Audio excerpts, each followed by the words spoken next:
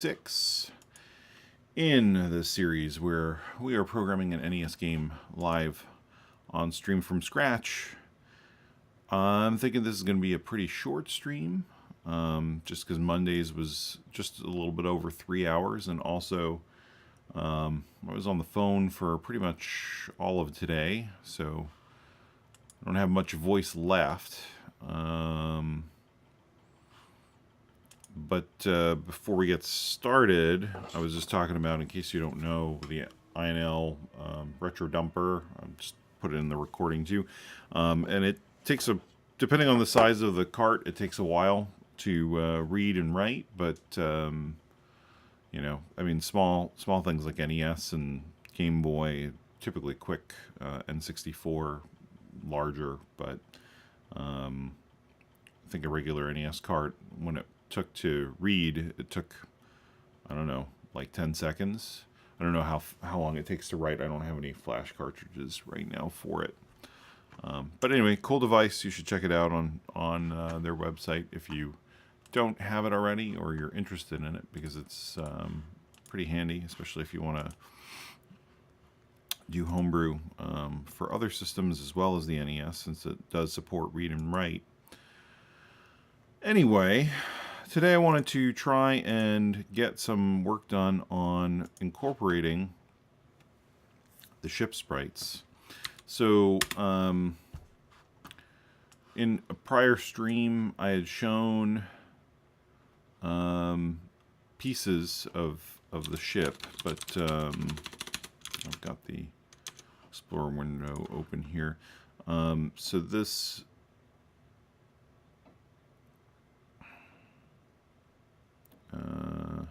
trying to think what's the best way to open this quickly. I guess I can just do it right in a sprite, which I did eventually buy. I don't know if you know, but you can get it for free if you build it yourself, I believe, is the way that works. So yeah, so that's the ship body, and the ship top is here.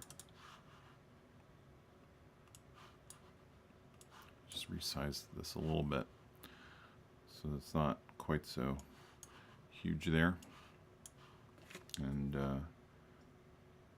get the part in view there. Now, oh, I can center that. That's cool. So I don't know if I can, let's see if I can do this. Copy, and can I just paste it in there? I can. So let's undo this. Let's make the size here a little bit bigger. Frame properties. No, that's the frame. Sprite properties. It's a 16 by 8. Can I change? Yes, I can. So let's make it 16 by 16. Oh, don't lock the ratio. This is just so we can see the whole thing. Oops. That's not what I wanted to do. Yeah, let's change the canvas size and do it from the bottom there. Make the height 16. Okay. And then we'll paste that piece in. And that's what the ship looks like. Which I think that looks awesome. Like I alluded to, there are some additional assets that we have related to things like shooting, and there's a little afterburner animation, and excuse me, and the enemies have like a little palette flash that they do, which is really cool. And so we'll eventually get to that. But what I want to do is I want to implement the code that would be necessary to compose the player out of these two pieces. And the challenge there is, right now our player sprite, we can just bring it in this way. our player sprite that I made, which is not so great, is one big sprite, and it was made to be a 16 by 16 that is mirrorable, although it's not obviously mirrored here. Let's see, how do I, is it right? Oh, it's right click to shrink it back down.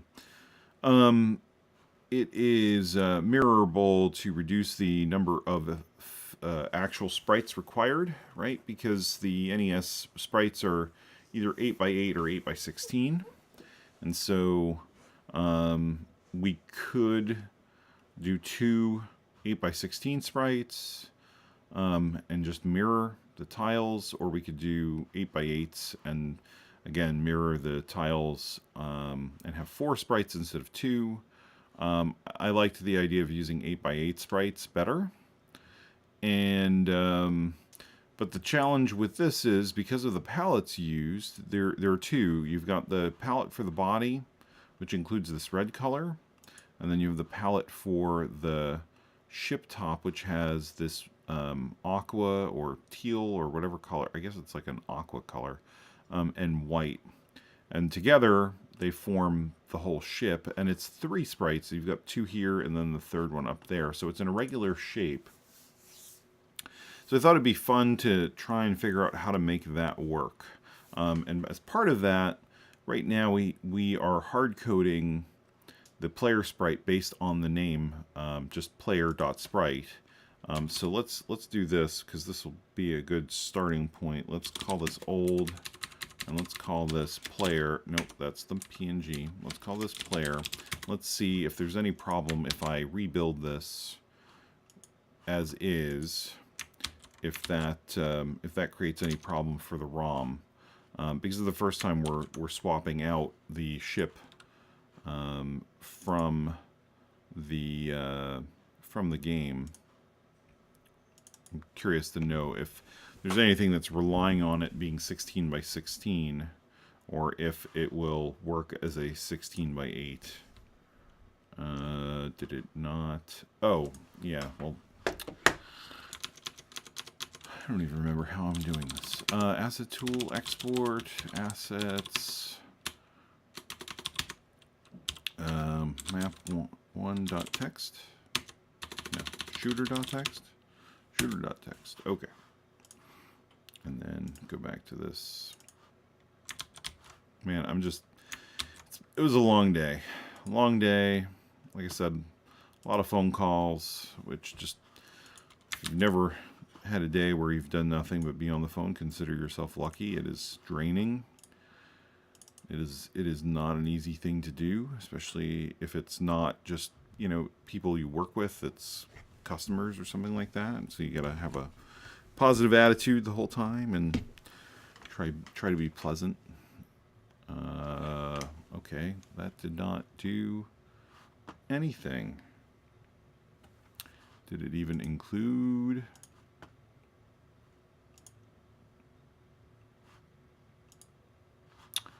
Alright, so what's the deal with this? We can close that. There's the export folder. Player, oh, it's, well, okay. Shouldn't matter. It's taking player.png. It's not converting it, I don't think. I don't remember, honestly, at this point. It might very well be. It might very well be, and that would be why it would then, well, and we can check that with our handy dandy tool here. No, that's the right thing. So let's see. So if we're exporting,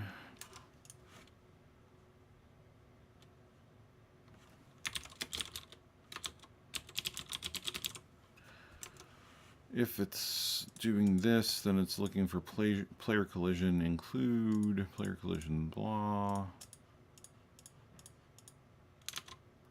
So it's just looking for player.sprite. shouldn't care unless I did something.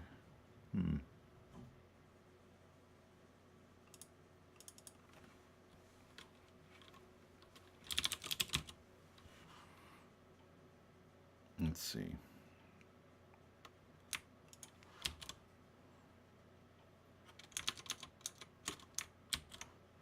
This is why you never know until you try if it actually works the way you want it to.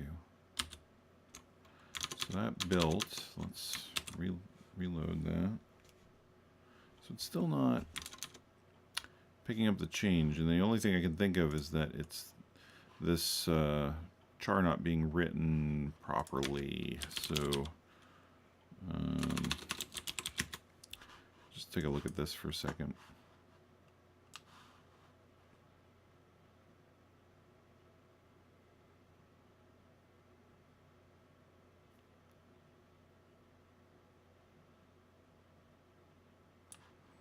Actually, you know what? I don't know why I'm doing that. I've got YYCHR here. I can just open it up directly and see what it says. Just as a sort of confirmation. My guess is that, yeah, so this didn't get updated. Why?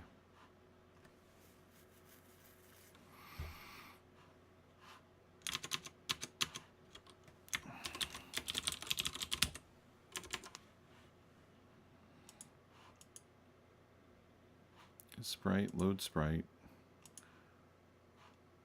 player collision.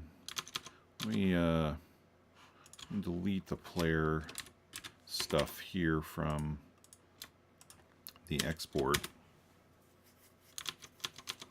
and see what happens when I re-export. Does it regenerate those?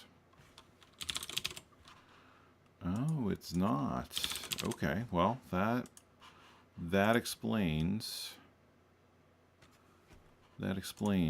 why that's not working. So what is the deal with that? So for export, we're reading the text file, we're doing the load of the project,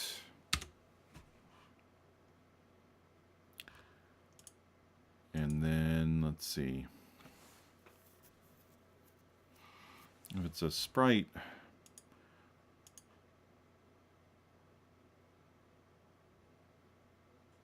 I wonder if it's just something in here that's wrong with the way we're loading it now. Let's see.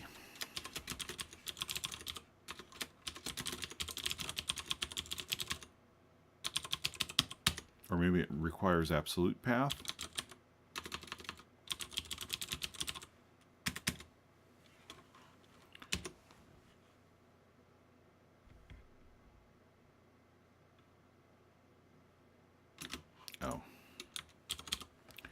Yeah, I forgot the argument for what I want to do.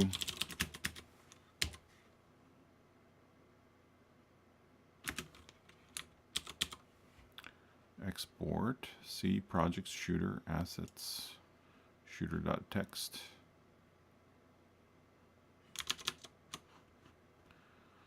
Export, C:/projects, shooter, assets, shooter.txt.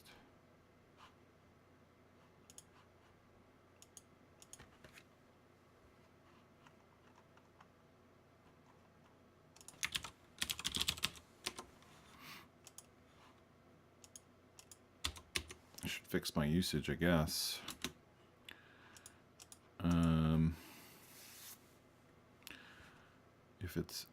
If the tool action is export, project file name is argv2. Is it just the count is wrong? No, I don't think so. What is the...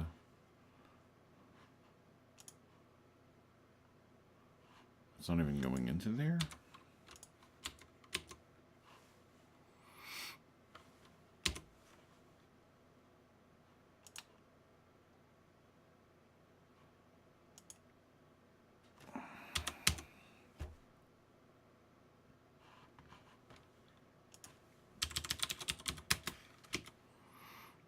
argv0, argv1 is nothing.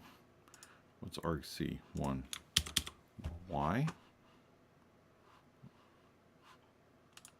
Command arguments.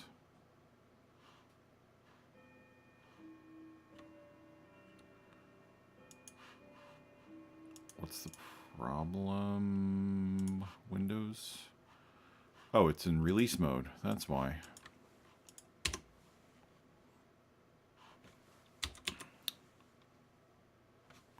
And I was configured to change the arguments in debug mode. That doesn't work.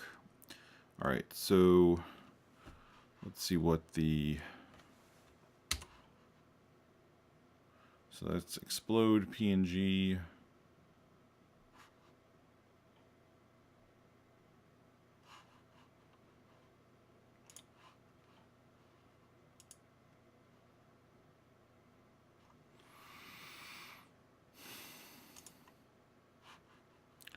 So now at this point, it's going to add to the project files. But is that actually... If it's a sprite, then if file exists, replace file extension to look for the file sprite in, well, that's an export. Okay.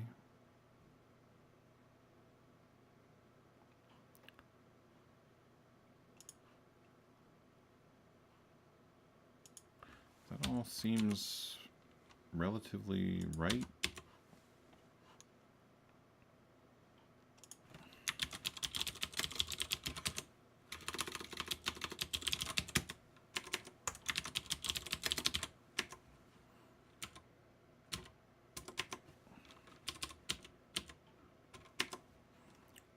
So we should come into here with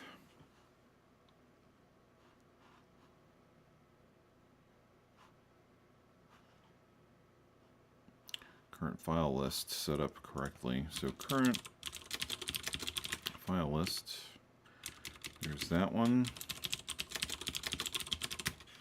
there's that one, there's that one.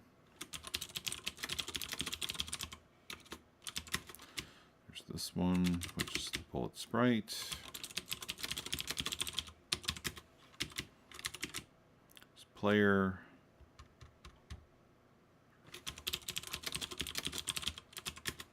I guess I just don't remember if it actually does anything to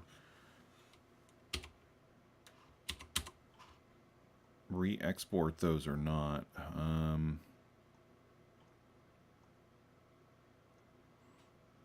So if it's a sprite, it will do that stuff.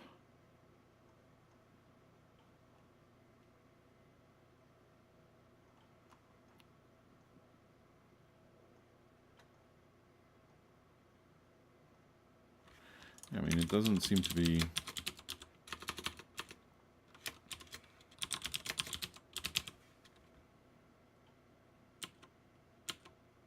So it's not saving the sprite until there. So export char. All right, so that's that. And then these are the sprite drawing. Okay, so the... Oh, okay.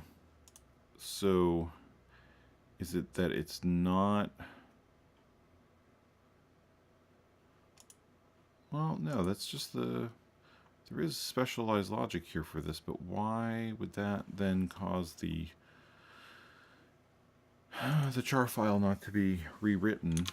Or is it, and it didn't show up because Explorer decided not to refresh? Yep, that's what happened. Why? Why, Explorer? Why would you do that to me? You used to be able to do these things before in Windows XP with no problem. But now, Windows 10, yeah, it's so great. It can't even refresh Explorer properly when you write a file. All right, so, or maybe I was looking in the wrong place. I don't know. I don't think I was. So there's the new player char. Let's just take this whole, so let's run this. So here's all the new stuff.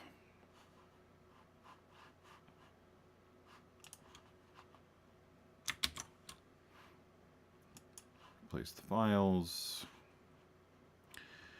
Let's use YYCHR to verify that the file that's in there actually has the new information correctly.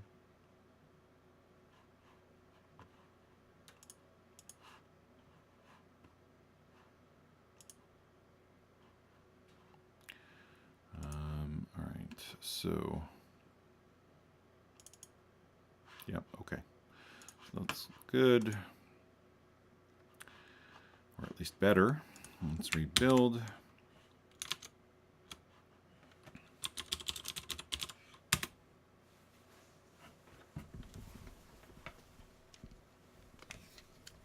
Okay, so it's there now, although it's kind of interesting that it is looking not so hot right now. Let's take a look at the sprite viewer. So it's here. Oh, you know what? Probably it's because it has no collision data defined.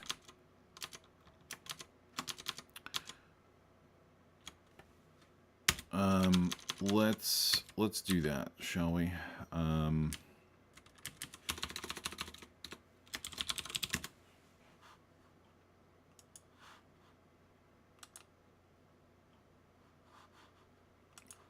He's not working right now. I don't remember if I ever got that functional or not. I don't see them showing up. I see the bounding box being drawn.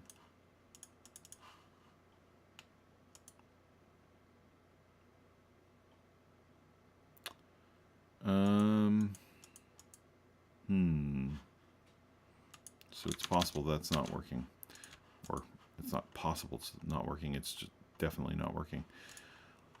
All right, so show.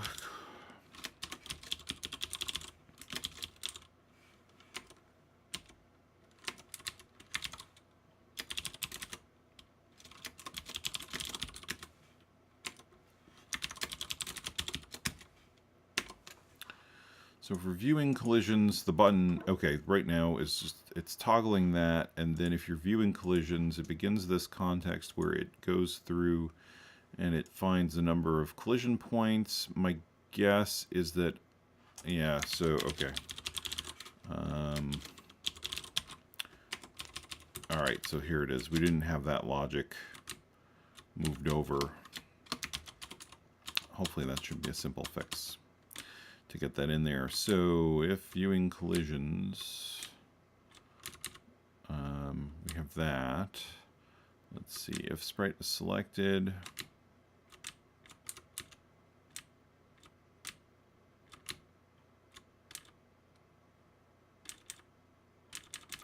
so we can do that in here, I think. We know sprite is selected, and we already know that we're viewing collisions. So let's do that. So if you click on, I believe selection is populated. We'll find out in a moment if it compiles.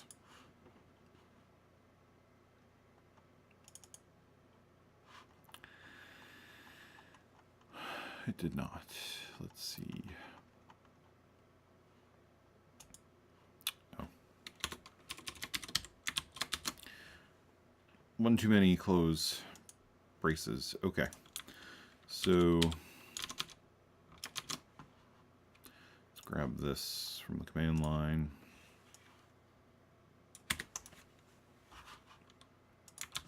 Replace that. Run it. Oh yeah, it's going to need the absolute path because it's not actually running in that directory. All right, so there it is, view collision points. What broke? Context begin. Asset doesn't equal null. Image ID.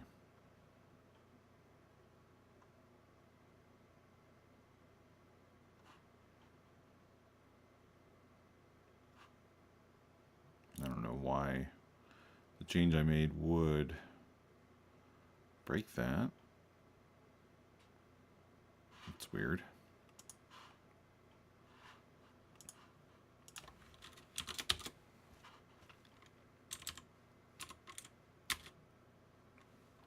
Oh, you know what, though? This is wrong anyway, but it's weird that that broke it. Anyhow, so if current has collisions and draw grid, that's the draw. This is, okay, if sprite selected, that's the checkbox. If checks, yeah. And then if view collisions, there we go. So if we're viewing the collisions, then allow us to, that is so weird. Why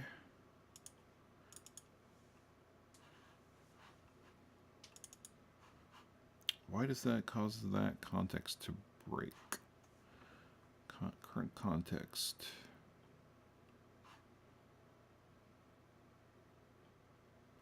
Node doesn't equal null. Find set active.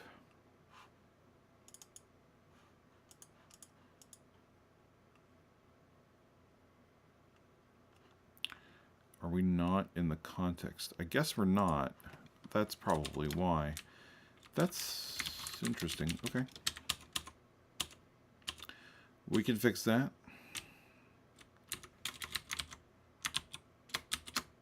It's because we're not in the context of the image at the time that we do this.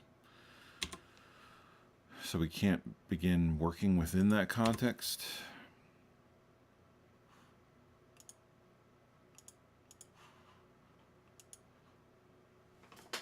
Is it doing anything?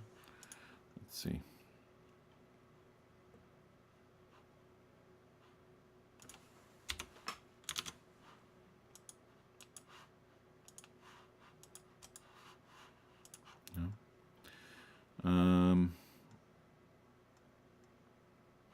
So if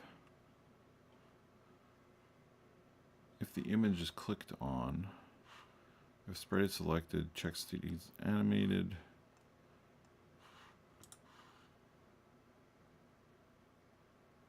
is that right?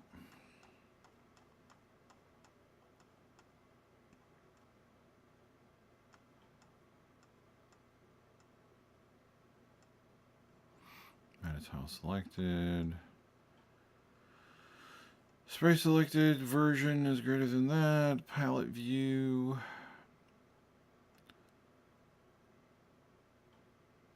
If image selected and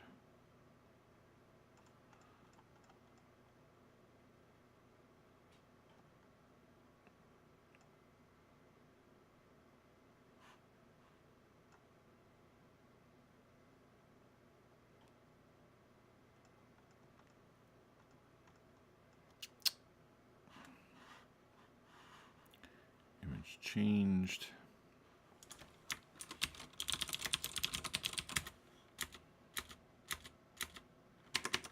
So that's not used anymore.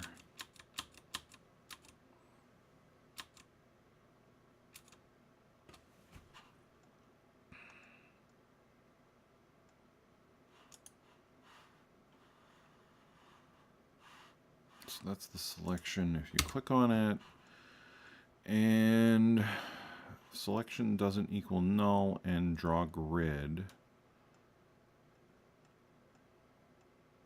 it's not really a grid.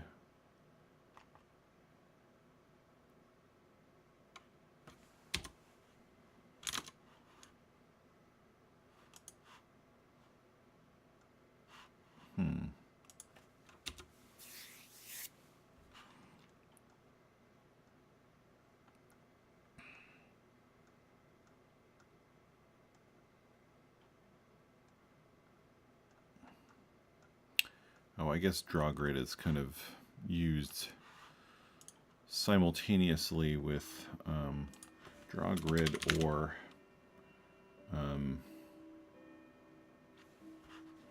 view collisions.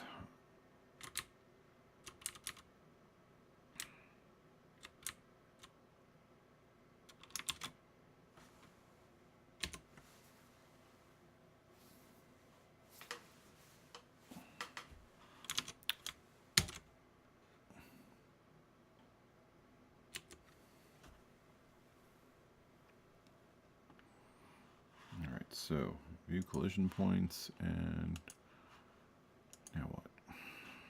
This again.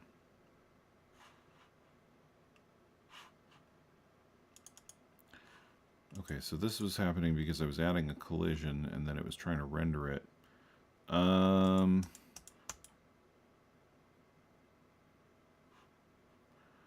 don't remember why.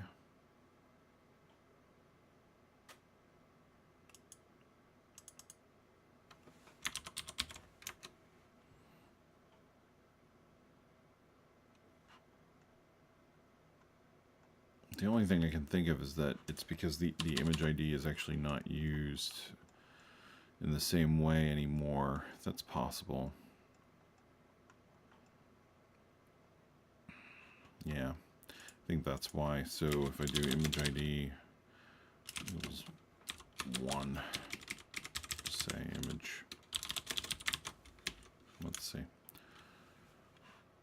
Well, that doesn't really help. Don't apply those code changes. That I gotta stop and rebuild this.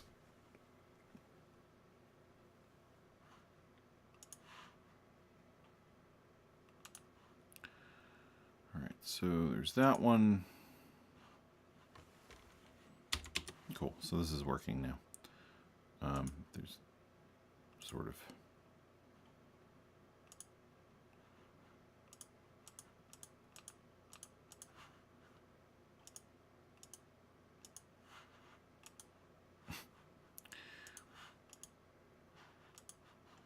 Current sprite, number of collision points.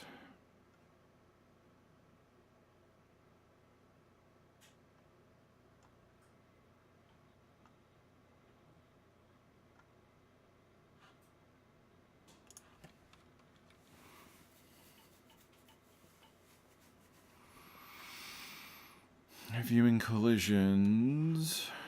Get this. Grab that, allocate one. This is the next one. Oh, is the scale.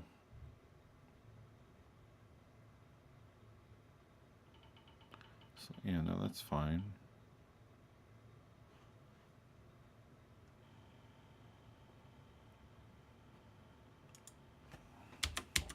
What's the problem with ripping this all apart after it worked? All right, so selection X and Y is 1, 4.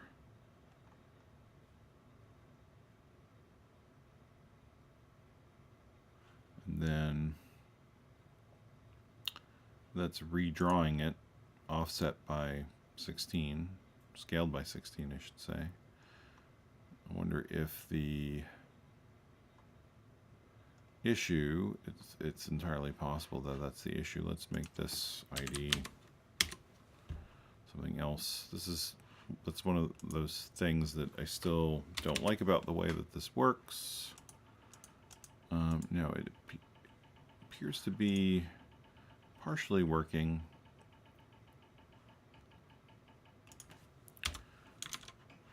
It's like every time I add it, it only draws the first one solid, and then the rest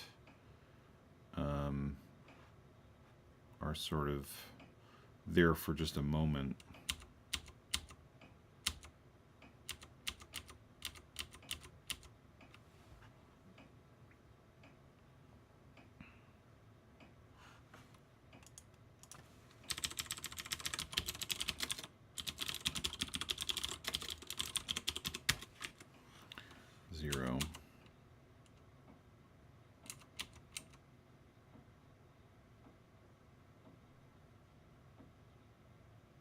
Why are they changing to 0 every time?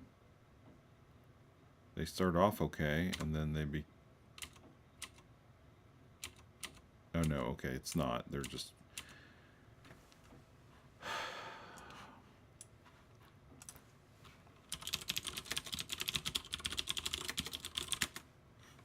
Not I, just collision points, please.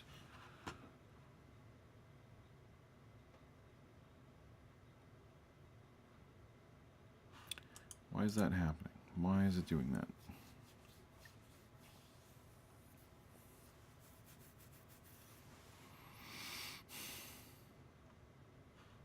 I assume it must be something to do with the way it's adding the collision points to the list. So let's take a look at that. So the first time in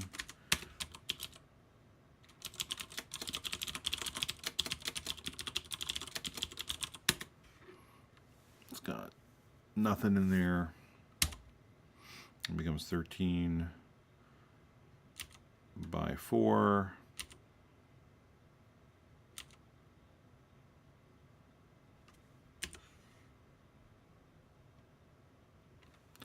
So it's not adding unnecessary ones. What's the deal?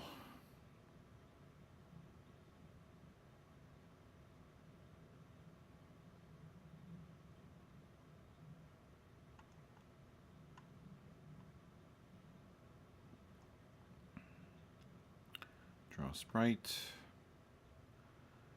Onto that. There's the image.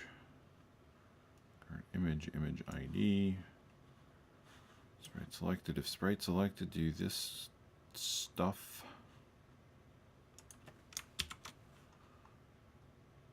Oh, you know what? I know what the deal is.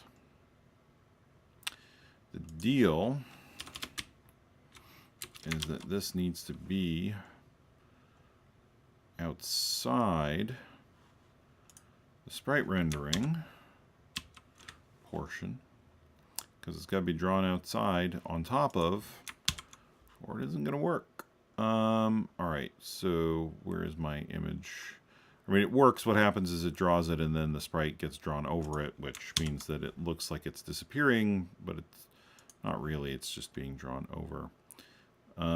So if viewing collisions, and what threw me off was we had that problem where the context begin wasn't working, and it's because the ID for the GUI element was no longer, it wasn't there. We weren't using it like we were before.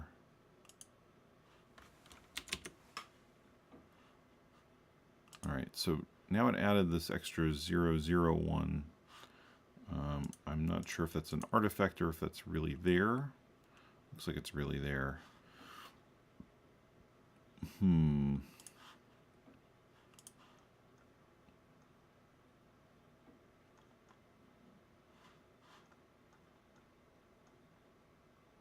know, I don't care right now.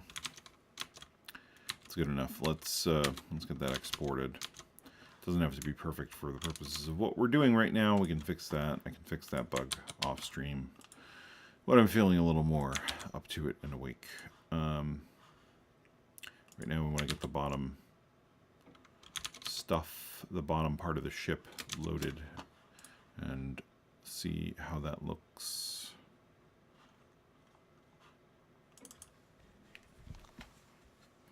Then see if we can, in the next 15 minutes or so, figure out how we're going to get the rest of the ship loaded up and drawing. Alright, so this is definitely not working still.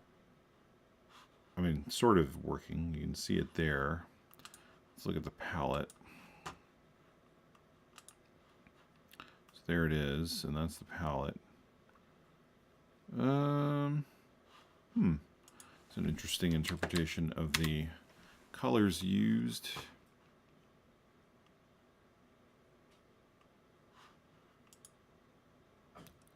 Looks like it's just a discrepancy in the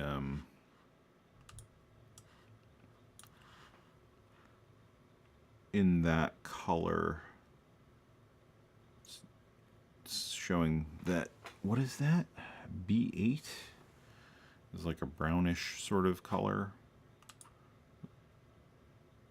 Is that what it's using for? Or is it using 2D for this part? What color is that? I guess it must be using 2D.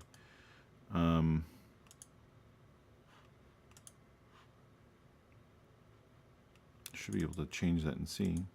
Oh yeah, okay, that is what that is.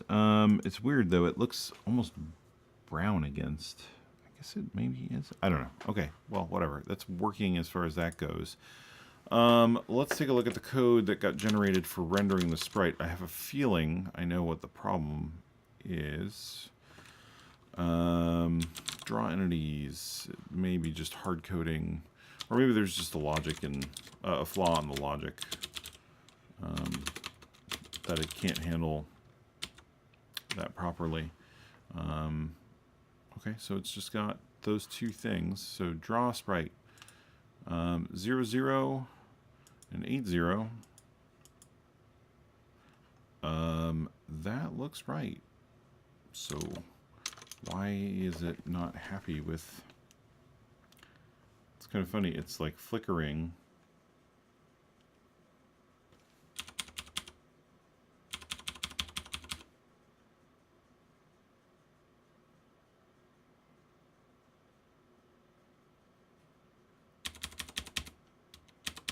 I'm confused by the things that I'm seeing here because all of the sprites are flickering now. This wasn't a problem.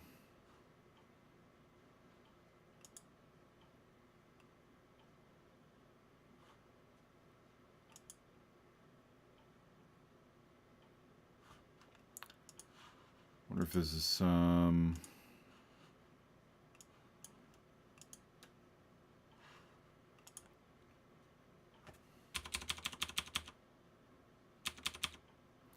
see if this logic still works.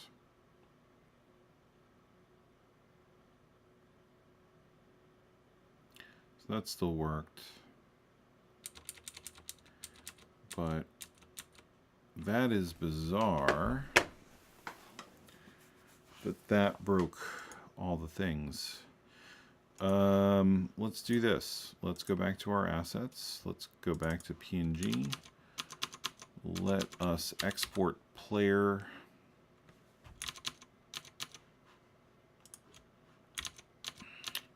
.png again.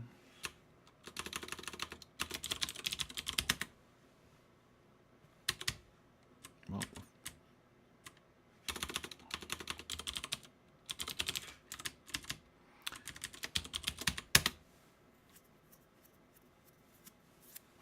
so that gave us that, and if we go back to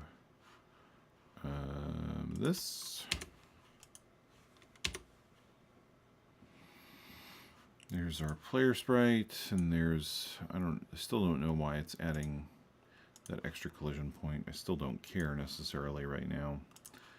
All right, so now if we export this again, we should have the original ship back. And we'll see if that makes things unbroken, and then we know that there is some sort of weird logical connection between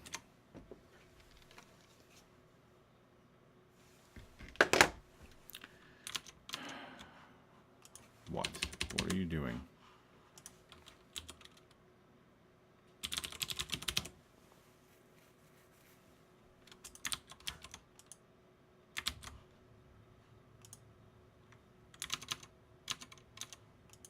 Did I not?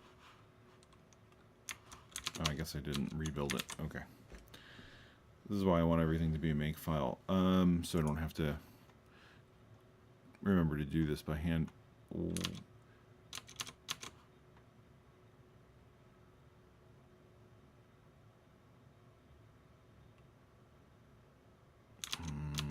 I don't like this. What is going on? Is it... Oh, is it a bug that if the player stuff exists already, it won't overwrite it? Is that what's happening?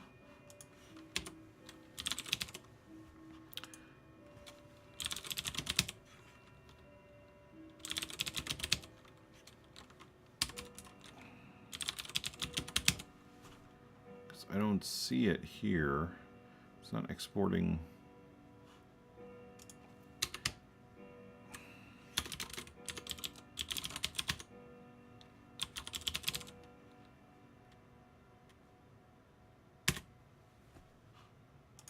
Okay, it's a bug in the export process that doesn't like relative paths. Okay.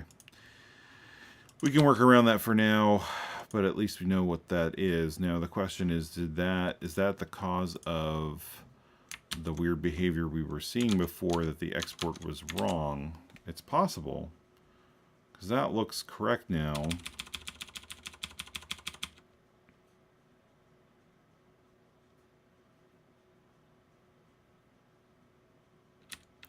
It's all moving along at the speed that you'd expect.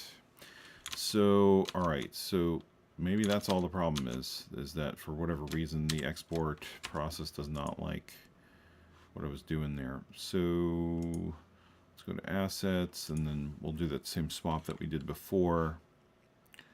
I'm just going to export the ship body again. Or convert it, really. Ship body.png, and then let's excuse me.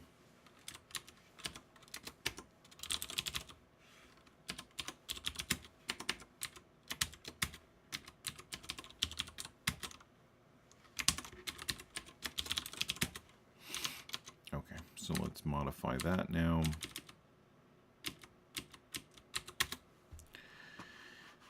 Swap the colors, save that, add collision points. Oh, from the command line, yes, that does not work. Forgot, I gotta update the binary there to handle, to be able to fix those changes. Okay, so save that, close it, and then we can, the export isn't affected by that. We just gotta do that properly and go to here and copy all this again. So it looks like it may have just been a mismatch of data from using the relative path. So draw player is now back to the 16 by 8. Let's see if that works properly now. Yeah, there we go. Okay, that looks much better. I mean, obviously, we're missing half the ship, but it's the new ship sprite in the game, in the map. So now the challenge becomes, we want to define that player sprite in such a way that we compose it of essentially two different sprites, really, or two excuse me, two different sets of what we're calling sprites. And the reason that I want to do this in this way, rather than just building one, well, there are two reasons, right? So the first reason we're not just building a 16 by 16 is because of the palettes. That would be necessary, right? Because the top would display wrong, because the top is actually a different palette set, but also the idea of being able to have a sprite composed of offset sprites would actually be pretty cool in terms of helping us make sort of more interesting ships. So what I'd like to do is figure out how we're going to do that, and as part of how we're going to do that, I guess we got to work on this definition here. And I guess, I mean, the easiest way to do it would potentially be to do something like,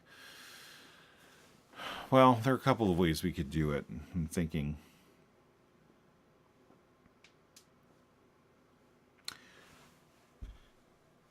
we could do it. All right, so I was going to say we could do it in the editor itself for the sprite. Right, when we look at it in here, we could do something where we are using this tool to generate the composited sprite. But the problem with that is that I want to have something that allows it to be defined without using the UI to manipulate, to export it. So the only way that I'd be okay with doing that from the tool would be to it's not an x64, is it? No, it's not. Release, where is my executable? NES Asset Tool, oh, it's one.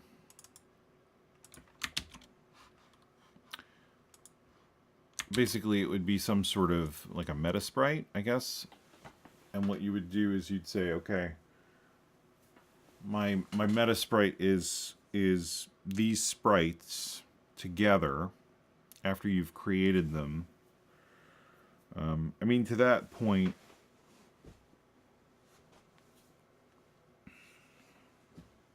we have the challenge of also, right now the only way to define collision points is to use the asset tool to define those collision points visually.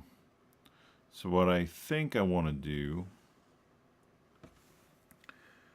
is be able to, in the process of converting a PNG over to a sprite, be able to provide additional data. So PNG to sprite would also allow you to define the bounding box and the collision points. Right? Sorry, my handwriting is awful. And then we would want to be able to do something where we take a sprite, or sorry, a collection of sprites, and get some sort of meta sprite out of it, where it's the sprites composited together, essentially, as a collection. And let me think about that. And then that collection shouldn't be storing anything about the sprites themselves. It should just be essentially like pointers to the individual sprites, so that in the process of exporting, I should be able to just say something like meta sprite, not neta sprite, meta sprite.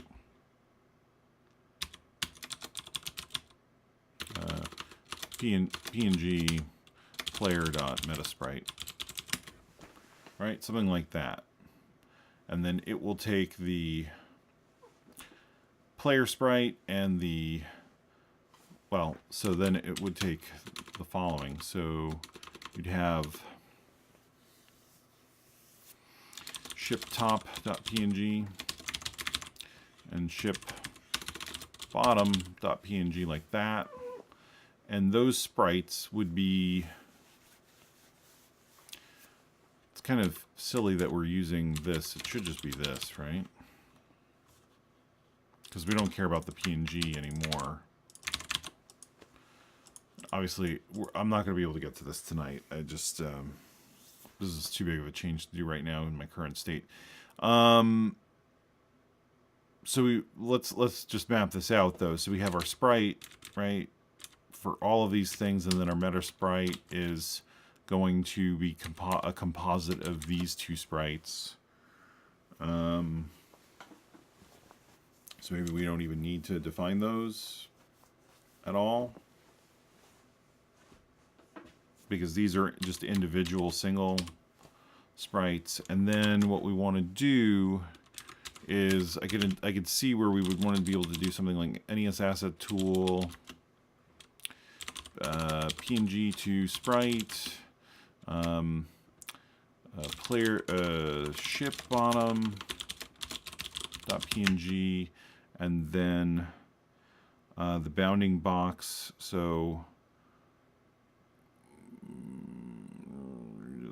I don't know what that would actually look like. I mean, it would be, you just say 16.8 for our width and height, and then the collision points. Would that just be a file that we could export from the asset tool itself after the fact when we're creating the sprite file? I guess so. And then it would be something like ship bottom collision dot text. I don't know. Doesn't have to be anything fancy to hold that information. So in our make file, we would run this. I mean, at that point, we might as well just do something like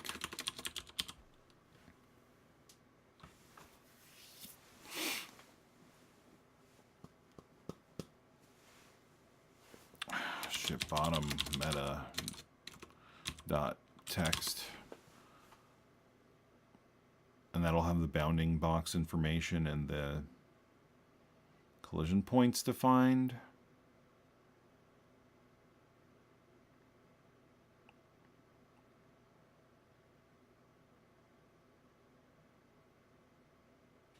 And then you say, well, what's the point of having the PNG even be part of that? Right? And you could say, well, we'll just have this whole thing be all in the text file.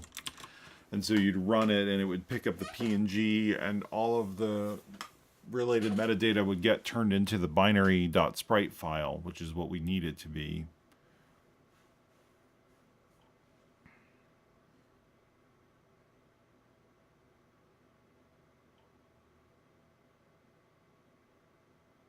I'm just thinking about how that plays out, and is there an actual benefit to doing? I guess there's a benefit to doing that in that it gives you a file that you can look at that will be viewable to see. So just to back up a second, what I'm thinking now is like, okay, we've done this process of we're taking our sprite data, that's essentially what we're putting into the binary file raw, right? Like as binary. If we look at what our sprite type is defined as, I mean, we have a file, we have a palette, we have the width and height of the thing, we have the number of bounding boxes, number of collision points, if it's animated. Like, we can put all of the information that's relevant to that into a text file so that we don't have to do any translation to binary. But what I like about not keeping everything in the text file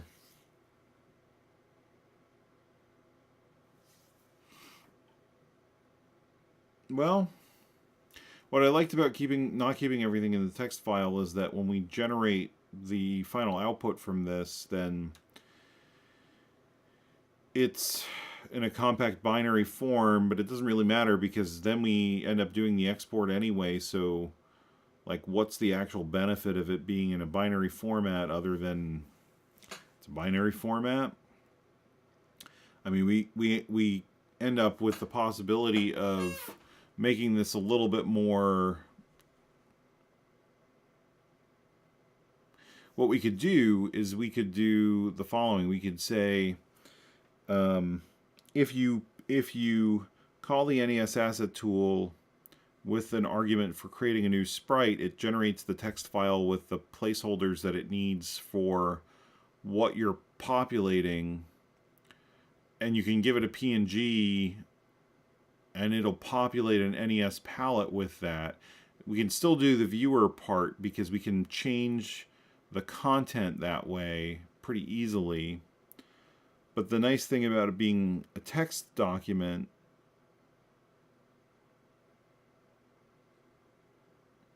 is that if all we're doing is changing the PNG,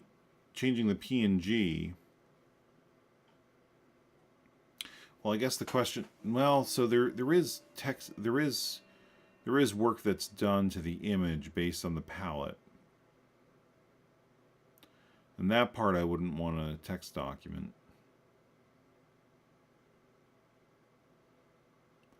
So that's the one thing that makes that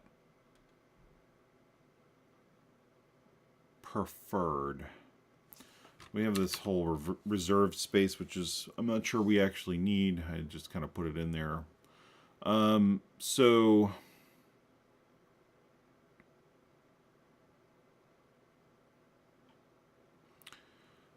the point of where I'm going with this is that right now, if you take a PNG and you feed it through the system, you get this a binary format of this.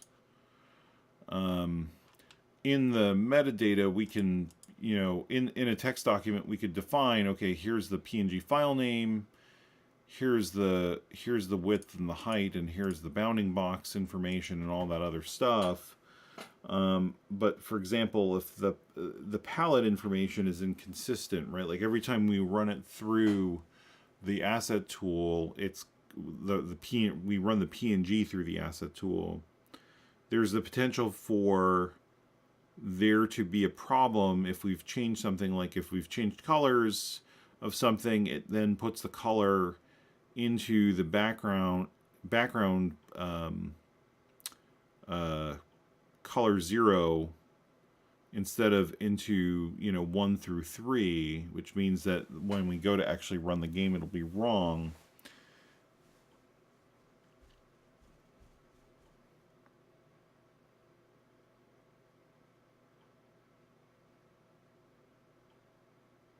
All of this is just stemming from me wanting to make this process as consistent and as automated as possible, so that I can just, if I want to change an image, I change the image and I rebuild and I'm done. Assuming there's no sort of other issue of like we've got too many palettes, or the size of the thing changes and so the bounding boxes are wrong or the collision points are wrong. I'm less concerned with doing this visually, and in fact that even though that was the original intent of the asset tool, I don't like the idea of making that be the regular process. So I feel like I'm rambling a little, sorry. It's just because I'm trying to think through how I can do this, especially if we're going to take PNGs with RGB values and convert them over to the NES palettes.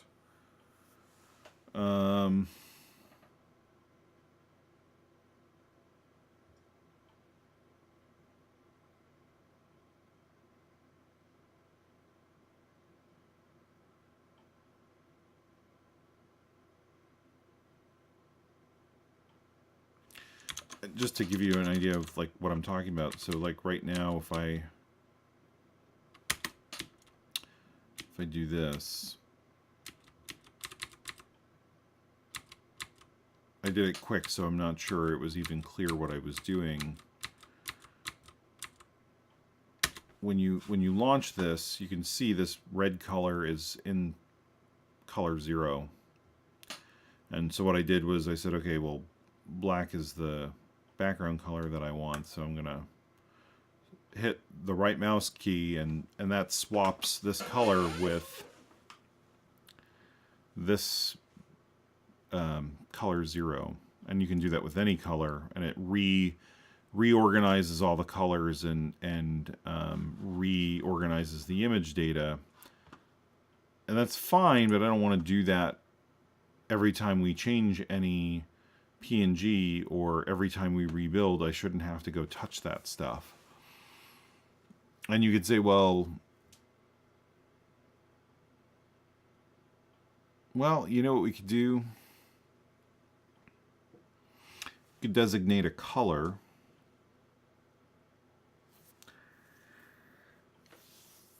we could designate a color that we're just not going to use, and we use that for the background of the PNG. Like if I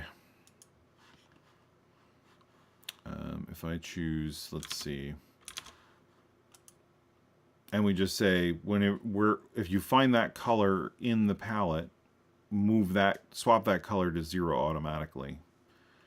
I don't know what color we should use. This bright orange, maybe. So if I click this and click this,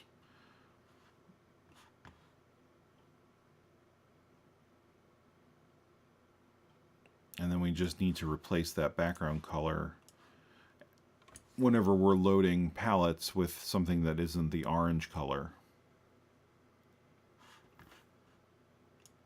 Right, and so from the perspective of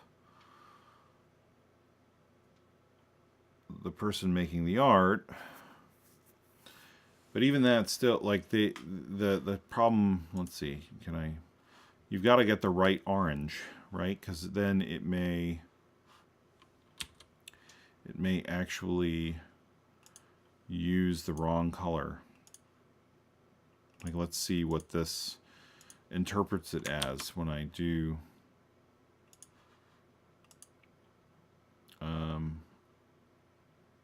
is this being, oh, because it's the I did buy this, but I'm using the trial version still. Hold on a second.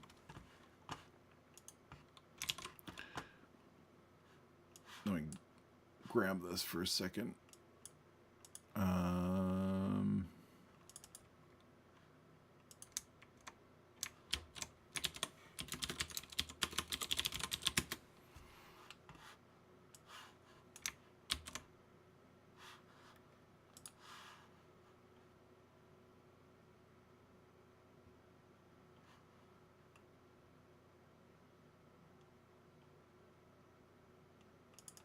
Okay, let's try that.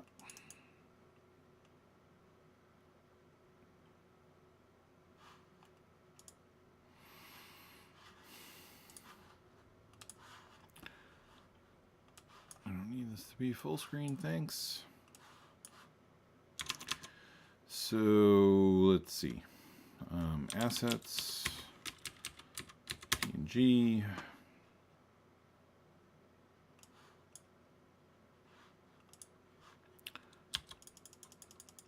Do a fill, grab like this orangey color. We'll just kind of see what happens if I save this and re-export. Problem is, because it's saving it as RGB, it's entirely possible that it is going to get a different orange color. But I mean, I guess if we agree on the RGB color, I could just make the tool understand that, and then it'll know that that's the background color and just use that. I mean, it doesn't have to even be that horrible orange color. It could be some other RGB color that we specifically designate. You know, it could be like this super magenta or something. It's like in the old DOS days when you did your chroma key transparencies, right? Where you chose a color that you were using in your indexed colors for transparency, and then you just didn't render those.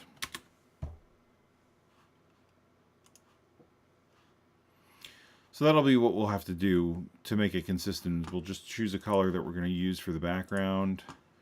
And then this way, when we go to do the export of the PNG to the sprite format, we can provide our, so it would be, well, I can do it on the command line. I don't have to do it in here.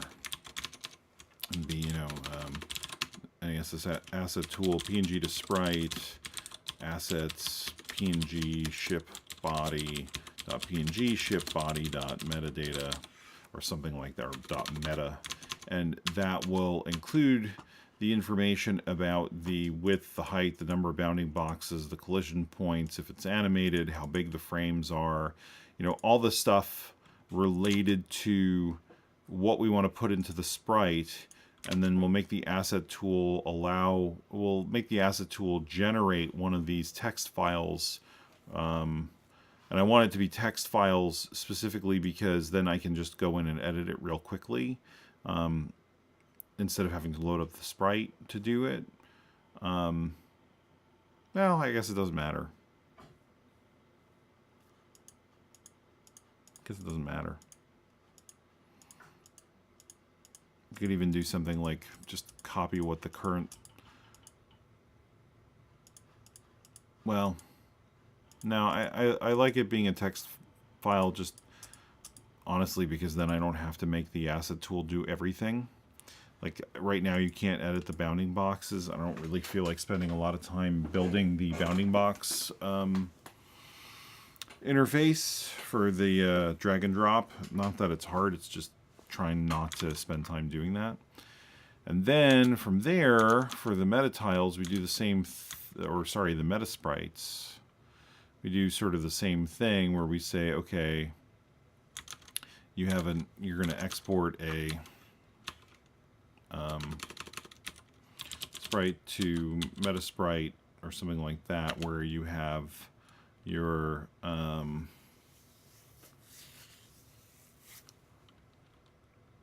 meta sprite file, text document or something like that, and that'll just be, you know, ship bottom.